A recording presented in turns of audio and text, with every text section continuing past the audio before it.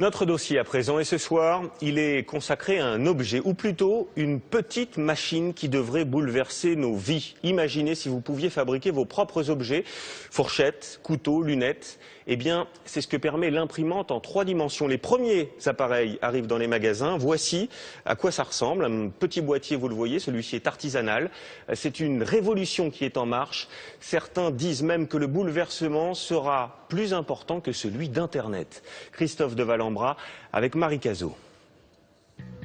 Imaginez vos tasses décorées avec votre profil ou celui de vos enfants, vos vases, vos bougeoirs design, tout cela fabriqué par vous-même à la maison.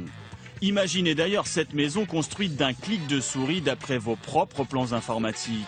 Imaginez encore un cœur de rechange fabriqué de toutes pièces par une machine. La réalité n'en est peut-être pas très loin. Et voici l'outil de cette réalité.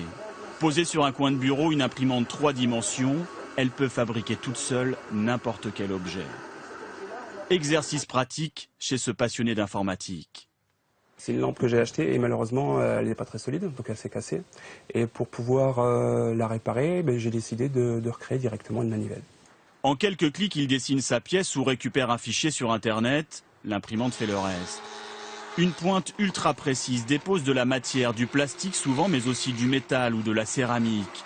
Couche après couche, l'objet prend forme, la pièce est imprimée, tout simplement.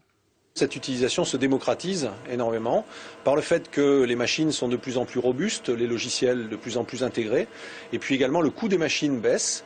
Un modèle comme celui-ci est désormais accessible pour environ 1 500 €. Peu de particuliers sont équipés, en revanche, les entreprises ont senti la bonne affaire. Donc là, maintenant, je vais fouiller et chercher les pièces que nous avons imprimées.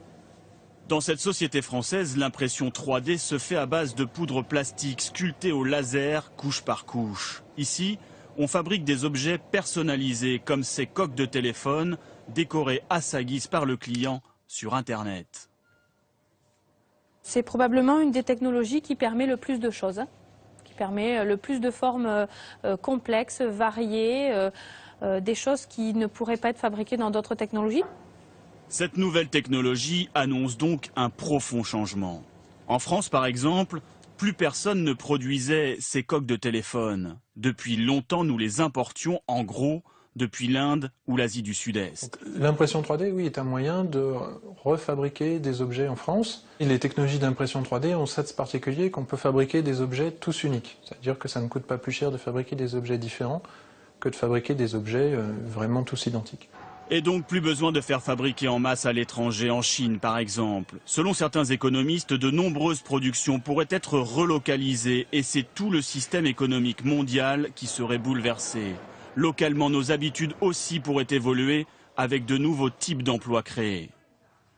Vous allez avoir aussi l'apparition d'un nouveau métier d'artisan, de e-artisan, d'artisan 2.0, qui vont vous proposer chez eux, localement, de fabriquer un couteau, de fabriquer un objet, de fabriquer une maison à terme.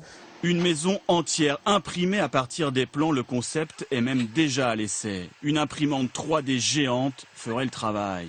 Et il y a encore beaucoup plus étonnant.